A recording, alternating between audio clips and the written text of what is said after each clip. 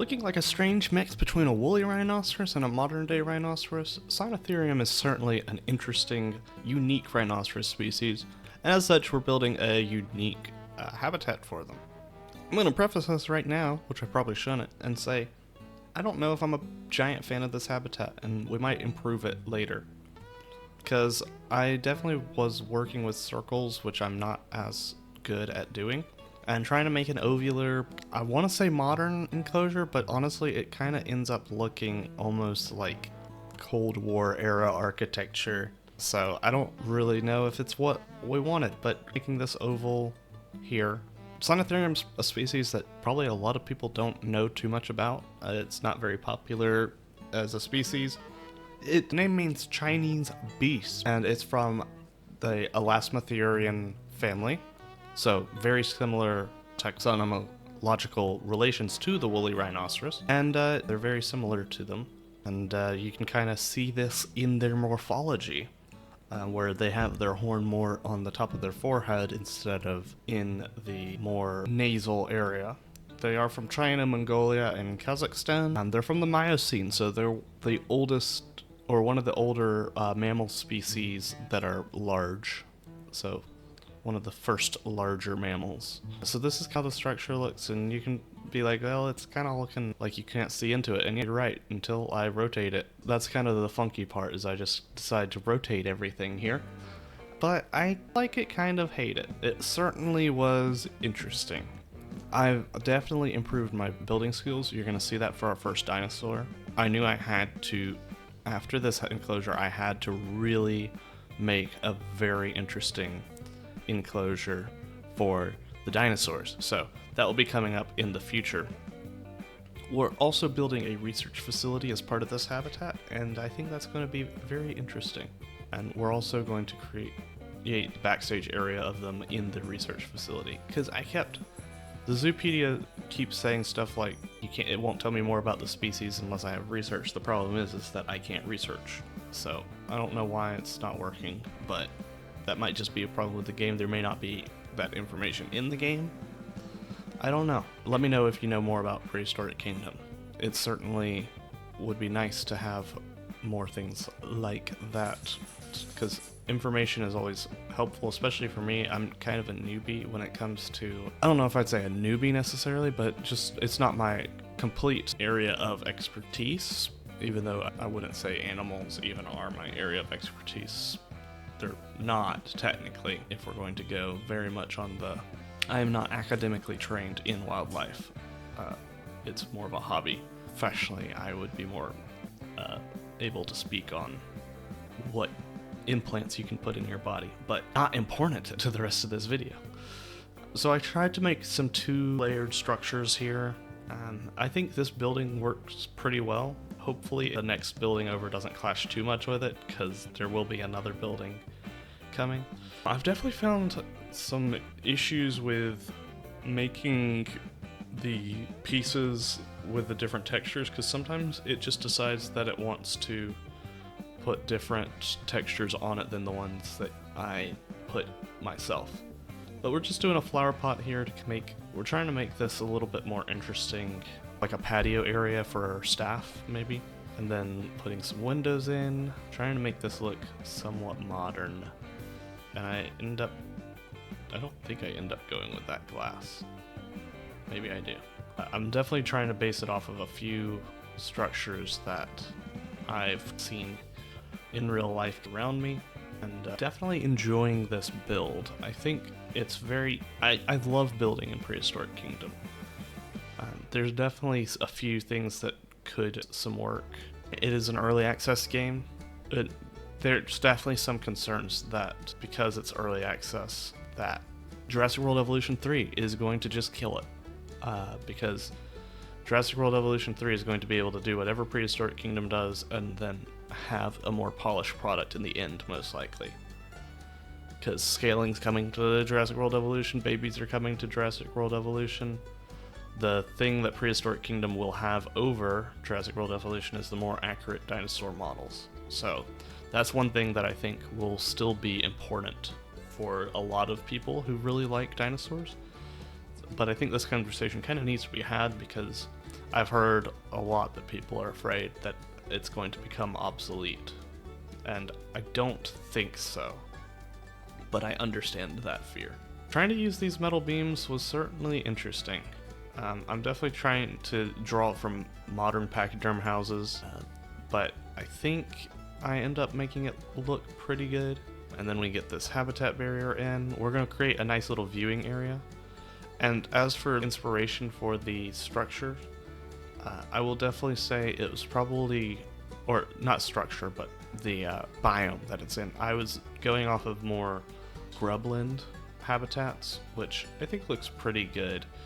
I think it works closely to what you might expect from seeing natural enclosures for black rhinoceroses, but I definitely like how it ends up. It's just the outside structure for me that's maybe a little iffy. And here I was just trying to figure out how I'm going to make this building look interesting and not just like a big box. And so we're going to create a shipping receiving area. I say I like to do, I'm getting really tired of doing it. You'll notice in my new zoos that I've not been working on parking lots or anything like that. Because I'm tired of parking lots. I'm tired, boss. I need a break. Parking lots are not my thing. I am not a civil engineer.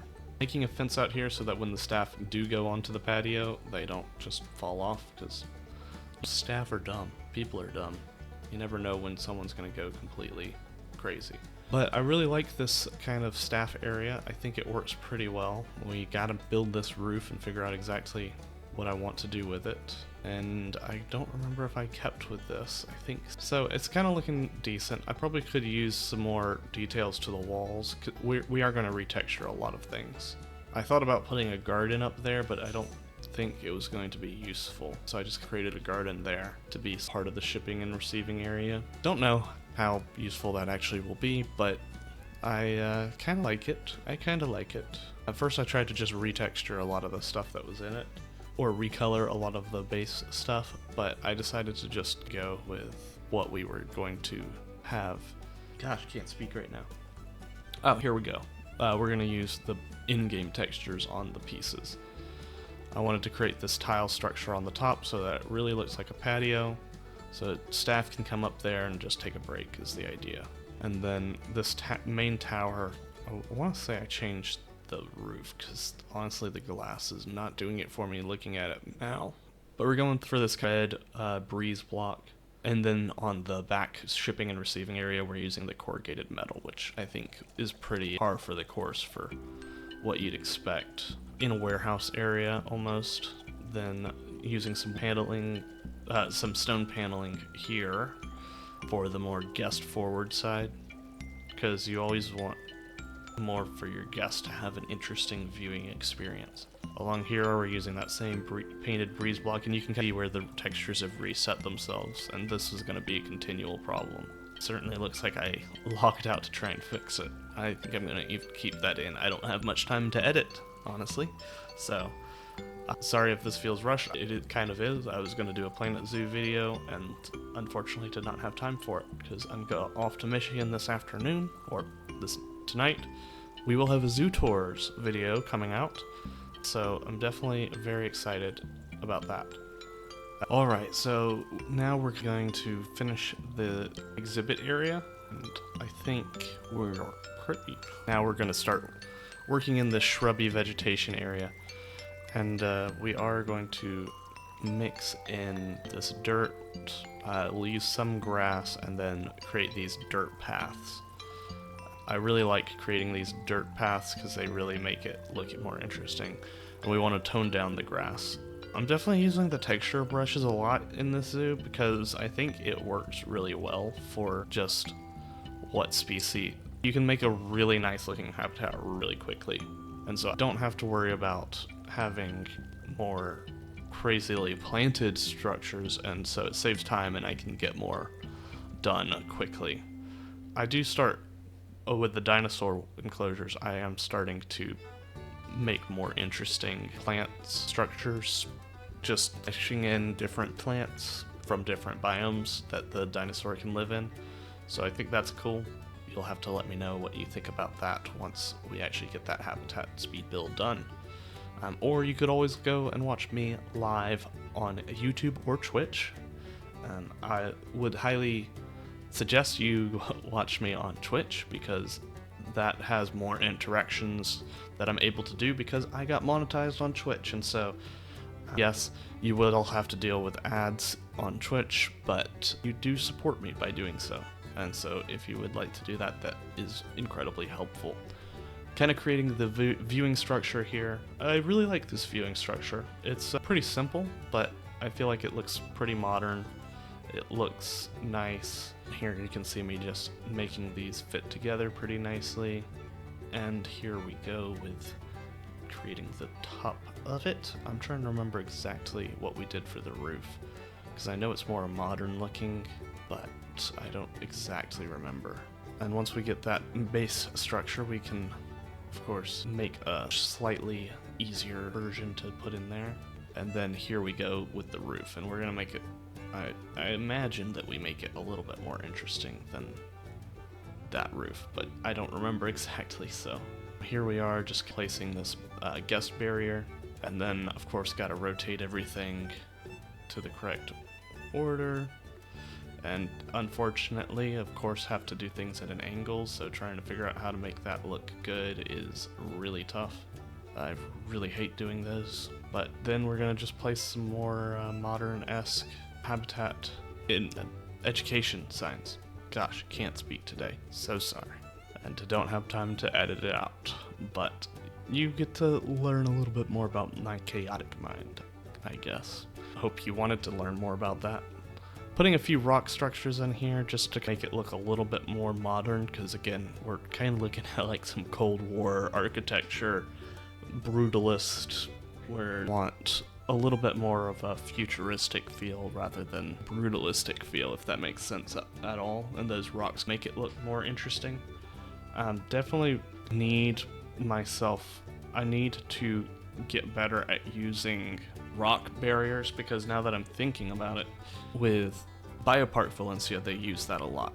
I also got a request to make a log pile blueprint, so this is me working on that. It's not called a blueprint in this, I don't remember what they're called in Prehistoric Kingdom. So just kind of using some of these tree pieces to make these brush piles that you often see in savanna enclosures. In fact, I think I called it a brush pile there. And so we're going to use that in there, and we can use it in some different habitats as well. So learning a little bit about the Sinotherium and baby dinosaurs had just been added to the game, so definitely adding all of those in. I'm also realizing now that I'm going to have to record some cinematic photo shots, which we're about to get to. So if you would, please go ahead, comment, and subscribe. It really helps out, and I'm really happy with how this habitat turns out, and I'll leave y'all to the cinematics. Comment below what is your favorite non-Pleistocene creature, or I should say mammal. So a species that is a mammal, so non-dinosaur, but also non-Pleistocene.